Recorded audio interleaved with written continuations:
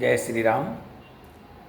திரு அண்ணாமலை அவர்கள் பாஜகலேருந்து விலகினதுக்கப்புறம் பாஜகவின் இப்போதைய மாநில தலைவர் நயினார் நாகேந்திரன் அவர்கள் செய்தியில் சந்திச்சிருக்கிறாரு. அதில் அவர் சொல்லியிருக்கிறாரு, அண்ணாமலை அவர்கள் பாஜக விட்டு விலகினதுனால பாஜகவுக்கு எந்த இழப்பும் இல்லை அப்படின்னு சொல்லியிருக்கிறாரு. பாஜகவில் என்ன இருக்குது இழக்கிறதுக்கு? அங்கே ஏதாவது இருந்தால் தானே இழக்கிறதுக்கு. அங்கே தான் இழக்கிறதுக்கு ஒன்றுமே இல்லையே, அப்புறம் என்ன இழக்க போகிறீங்க? எதுவுமே இழக்க போகிறதில்ல. பாஜகவில் இந்த மூத்த தலைவர் பீத்த தலைவர்னு சொல்லிட்டு கொஞ்சம் பேர் இருக்காங்க, எல்லாத்தையும் ஒரு சிலர் இருக்காங்க. அவங்களுடைய வேலை என்ன அப்படின்னு கேட்டிங்கன்னா, தமிழகத்தில் பாஜக வளராமல் பார்த்துக்கிறது தான் அவங்க இது வரைக்கும் செஞ்ச வேலை. ஏதாவது ஒரு தலைவராவது நான் தலைவர் பாஜகவின் மாநில தலைவராக, தமிழக மாநில தலைவராக வர்றதுக்கு முன்னாடி பாஜக இத்தனை சதவீத ஓட்டு வாங்கிச்சு, நான் மாநில தலைவராக வந்ததுக்கப்புறம் இத்தனை சதவீத ஓட்டு அதிகமாக இருக்குது அப்படின்னு யாரானாலும் சொல்ல முடியுமான்னு கேட்டால் யாருனாலையும் சொல்ல முடியாது. அந்தளவுக்கு தான் இது வரைக்கும் அண்ணாமலையை தவிர இது வரைக்கும் இருந்த மாநில தலைவர்களுடைய செயல்பாடுகள் அப்படித்தான் இருந்துச்சு. கட்சியுடைய வளர்ச்சிக்காகவும் ஓட்டு சதவீதத்தை அதிகப்படுத்துறதுக்கும் அவங்க பெருசாக எந்த நடவடிக்கையும் எடுத்த மாதிரி நமக்கு தெரியல. திராவிட கட்சிகளுக்கு ஜால்ரா போடுறது, திராவிட கட்சி தலைவர்களை பற்றி பெருமையை பேசுறது, திராவிட கட்சிகளுடைய வாரிசுகளை பற்றி பெருமையை பேசுறது, இதுதான் இவங்க செஞ்ச வேலை. இந்தியா முழுவதும் பாரதிய ஜனதா கட்சி வேகமாக வளர்ந்துட்டு வரும்போது தமிழ்நாட்டில் ஒரு சில தேசிய சிந்தனையில் இருக்கிறவங்க, பாஜக மேலே ஒரு ஆர்வம் உள்ளவங்கள்லாம் நிறைய கவலைப்பட்டிருக்கோம். மற்ற மாநிலங்கள் பாஜக வேகமாக வளர்ந்துட்டுருக்குது, தமிழ்நாட்டில் பாஜக வளர மாட்டேங்குது, தமிழ்நாட்டில் பாஜக வளர்த்துறதுக்கு ஒரு நல்ல தலைவர் வரமாட்டேங்கிறாரு, எந்த தலைவர் வந்தாலும் பெருசாக பாஜக வளர்த்துறதுக்கு உண்டான எந்த நடவடிக்கை எடுக்க மாட்டேங்கிறாங்க அப்படி மாதிரி ஒரு கவலை உண்மையான பாஜக தொண்டர்களுக்கும் தேசியத்து மேலே அக்கறை உள்ள தொண்டர்களுக்கும் அந்த வழி இருந்துகிட்டு தான் இருந்தது. நானும் 93லேருந்து பாஜகவில் உறுப்பினராக இருக்கேன். எனக்கு அந்த ஆசை இருந்தது. மற்ற பக்கம் அவங்களாம் ஜெயிச்சுட்டு இருக்கிறாங்க, தமிழ்நாட்டில் ஜெயிக்க மாட்டேங்கிறாங்க. ரெண்டாவது நிறைய தொகுதியில் பார்த்திங்கன்னா, நிறைய தொகுதியும் இல்லை, தமிழ்நாட்டில் எல்லா தொகுதியும் பார்த்திங்கன்னா இந்த நோட்டாக்கு விலகிற ஓட்டை விடவே பாஜக கம்மியாக தான் ஓட்டு வாங்கிட்டு இருந்தது. அதிக நோட்டாவை விட அதிகமாக ஓட்டு வாங்க கூட தமிழகத்திலேருந்து இது வரைக்கும் இருந்த தலைவர்கள் எந்த முயற்சியும் எடுக்கலை. தமிழகத்தில் மற்ற கட்சிக்காரங்களாம் நோட்டா கட்சி அப்படிங்கிற கேவலமாக பார்க்குற ஒரு சூழ்நிலையில் தான் தமிழக பாஜக இருந்துச்சு. அந்த டைமில் தான் எப்படியாவது இந்த கட்சி வளர்ந்துடாதா, தமிழகத்தில் பாஜக ஆட்சி பிடிச்சிடாதா அப்படின்னு ஆசைப்பட்டவங்களுக்கெல்லாம் ஒரு இன்ப அதிர்ச்சியாக அண்ணாமலைங்கிற ஒரு பொக்கிஷம் தமிழ்நாட்டில் பாஜகவுக்கு தலைவராக கிடைச்சார். அவர் தலைவரான 1-2 வருஷத்துலேயே ஒரு தேர்தலை சந்திக்க வேண்டிய சூழ்நிலை வந்தது. அப்போ எந்த கட்சிக்கிட்டையும் கூட்டணி இல்லாமல் பாஜகவுக்குன்னு ஒரு தனி பாதையை அமைச்சு பாஜக தலைமையில் ஒரு கூட்டணியை உருவாக்கி நோட்டாவுக்கு கீழே ஓட்டு வாங்கின ஒரு கட்சியை 11%-12% வரைக்கும் அதிக ஓட்டு வாங்க வச்சார். அது ஒரு மிகப்பெரிய சாதனை. அது பாஜகவில் இந்த மூத்த தலைவர் பீத்த தலைவர் சொல்லிட்டுங்களுக்கு பிடிக்கல. அதாவது எங்கே இவன் பாஜக ஏன்னா அவங்க இது வரைக்கும் செஞ்ச வேலையை எந்த காரணத்தை கொண்டு தமிழகத்தில் பாஜக வளர்ந்துடக்கூடாதுங்கிறது அவங்களுடைய நோக்கம்.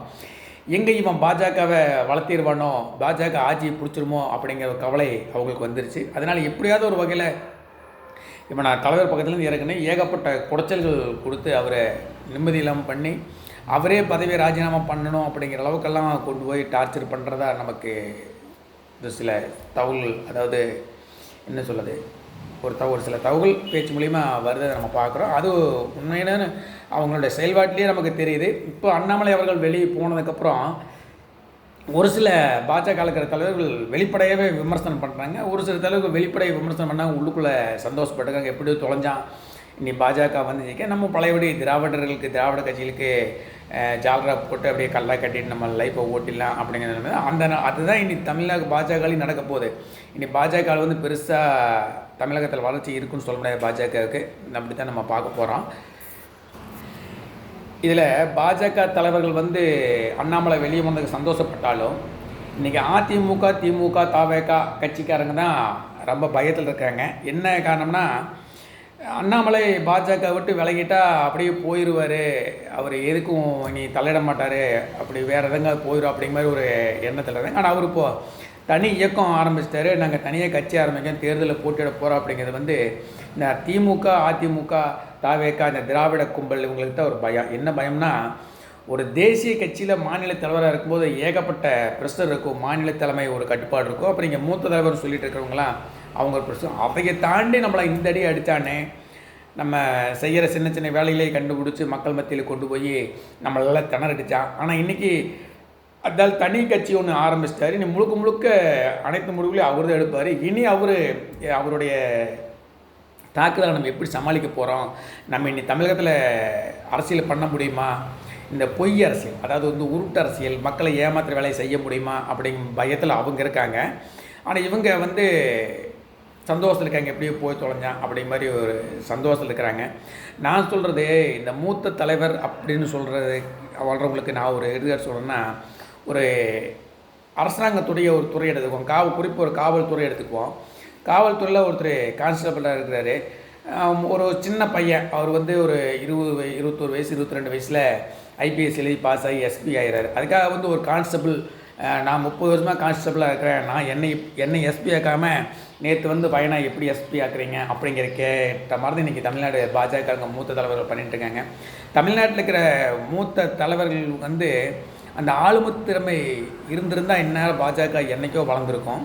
ஆளுமை திறமை இல்லாதனால தான் பாஜக வளர்த்தமில்லை. ஆளுமை திறமையோடு ஒருத்தர் வந்தார், அவர் பாஜகவுக்கு அவரை மாநில தலைவர் பொறுப்படுத்தாங்க, அவரால் முடிஞ்ச வேலையை அவர் செஞ்சார். இன்றைக்கி பாஜகவில் மூத்த தலைவர் அப்படின்னு ஒரு சிலர் சொல்கிறேன், மூத்த தலைவர் அப்படின்னு சொல்கிறவங்களுக்கு வந்து கான்ஸ்டபிளாக இருக்கக்குண்டான தகுதி தான் இருக்குது. அந்த வேலையை மட்டும்தான் நீங்கள் பார்க்கணும். இதுலேயும் ஒரு சிலர் பார்த்திங்கன்னா கான்ஸ்டபிளாக இருக்கிறவங்க கூட தகுதி இல்லை, ஆனால் இப்போ எஸ்பிக்கு மேலே ஐஜி அந்த மாதிரி ஆகணும்னு ஆசைப்படுற இருந்துடுங்க. அதனால் நம்ம தகுதி என்னமோ அதுக்கு தகுந்த மாதிரி ஆசைப்படுங்க. கான்ஸ்டபிளாக இருந்துட்டு டைரெக்டாக எஸ்பி ஆகணும்லாம் அது பண்ணால் இன்றைக்கி தமிழக பாஜகவில் வந்து மூத்த தலைவர் சொல்கிறவங்க முக்கால்வாசி அப்படித்தான் இருக்காங்க. கான்ஸ்டபிளாக இருக்கிறதுக்கு தான் லாய்க்கு அவங்கெல்லாம். ஒரு சிலர் அதுக்கும் கூட லாய்க்கு இல்லாமல் தான் இருக்காங்க. இங்கே பாஜகவுடைய அவங்கள இனி எப்படி அவங்க நினச்ச மாதிரி வந்து இனி பாஜக வந்து தமிழ்நாட்டில் வளராது, அவங்க இருக்க வரைக்கும் வளர விட மாட்டாங்க. அதை அவங்க பாஜகவுடைய மூத்த தலைவர்கள் ஒரு எல்லாத்தையும் சொல்லலை, ஒரு சிலர், ஏன்னா பாஜக மேலே அக்கறை எடுத்து வேலைஞ்ச தலைவர்களையும் நம்ம பார்த்துருக்கோம், ஆனால் அவங்களால பெருசாக வளர்த்த முடியல.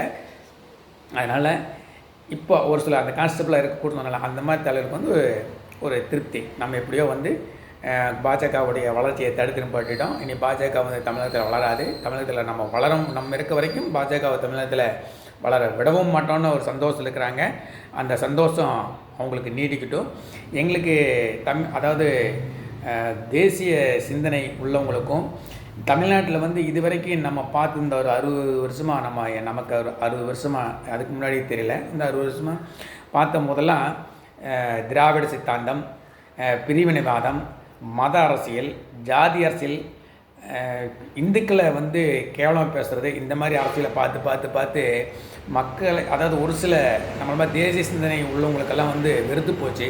இன்றைக்கி புதுசாக ஒருத்தர் வந்து தேசிய சிந்தனையோட, ஆன்மீக சிந்தனையோட, எல்லா மதத்தையும் உண்மையை பார்க்கணும், பிரிவினை பேசாமல் தேசியத்தை நான் தேவரை மாதிரி தேசியத்தையும் தெய்வத்தையும் ஒரே மாதிரி பார்க்குற ஒரு தலைவர் நமக்கு கிடச்சிருக்காரு.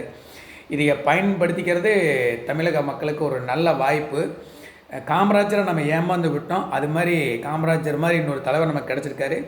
நம்ம இந்த தலைவரும் நம்ம ஏமாந்து விட்டுட்டோம். இந்த திராவிட கட்சிகளுடைய ஆசீர்வாதத்துக்கு ஆசைப்பட்டு இந்த தலைவரும் ஏமாந்து விட்டோம்னா நம்மளுடைய பின்னாடி சந்ததிகள், நம்மளுடைய தலைமுறை தமிழகத்தில் வாழவே முடியாது.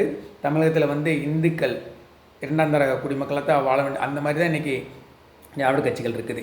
நான் சொல்கிறது எல்லா சமுதாயத்தையும் எல்லா மதத்தையும் ஒரே மாதிரி பார்க்குற, எல்லா மதத்தையும் எல்லா பண்பாட்டையும் எல்லா வழிபாட்டு முறையும் ஒரே மாதிரி பார்க்குற ஒரு நல்ல தலைவர் நமக்கு கிடச்சிருக்கிறாரு.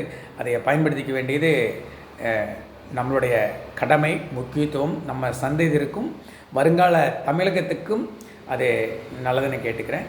ஜெய்ஹிந்த், வணக்கம்.